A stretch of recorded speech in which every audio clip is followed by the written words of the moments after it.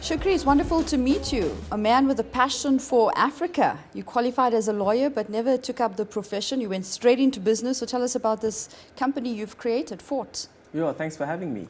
It started 10 years ago now.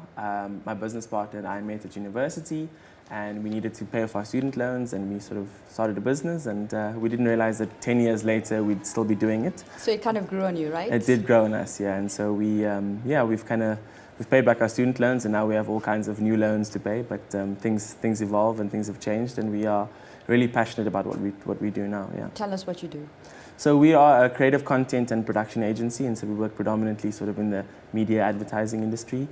Telling great brand stories, advertising campaigns, and working, doing lots of sort of branded content. So you're in the business? We're in the business for sure, yes. Fantastic. Yes. Now you are starting this new movement in Africa. Can be perceived as a bit revolutionary, but very inspiring. It's about opening up Africa's creative economy, decolonizing it, as you say. Yeah, I think some of these words can be quite loaded, and so I'm mindful of the sort of language that we use in and around this. I think we want to create a consciousness around ownership within the creative economy in South Africa and Africa as a whole.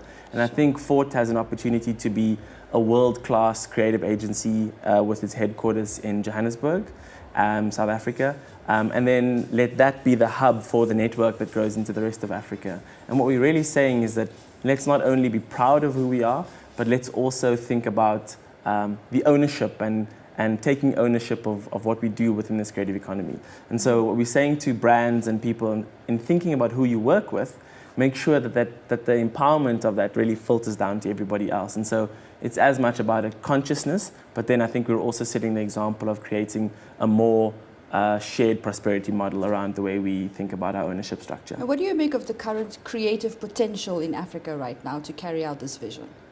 I think there's great potential. I think we call ourselves storytellers for a connected world. The world has never been as connected as it is now, and I think we know that we tell great stories, and I think it's our responsibility to tell those stories ourselves. And we're just excited that we can sort of band together and sort of rally with our partners in East Africa and West Africa to build a network where we can start creating a new vision and a new agenda and dictating our own voice within Africa. I want to talk about this event launch. Tell us more about that. So what we're doing, we're asking all our friends and family and media to bear witness to the fact that we're setting the example of changing our ownership model. And so we are giving 10% of our business to our employees and 1% of our business to our community sustainability arm called Hold the Fort. Mm-hmm. And what we're saying is that everybody should share in the wealth of the hard work that they put in place. And I think that it makes not only for more engaged employees, but I think it's more equitable. And I think that companies need to rethink their strategy and their role within communities and their role within a business as a whole. Sure. Coming back to your revolutionary movement, I'm calling it that. Okay. Because you certainly come across as a game changer, and you want to shake things up in terms of creating an African identity. How are you reaching out to stakeholders in Africa? What is your plan? What is your strategy? Certainly there are capacity issues as well, because we have to build talent in Africa right now. What are your thoughts around that? So I think the first one is to be there, and show up and say we're open for business. And then we're saying that, yes, we know that there are many factors to this. We still want foreign direct investment into the creative economy of Africa.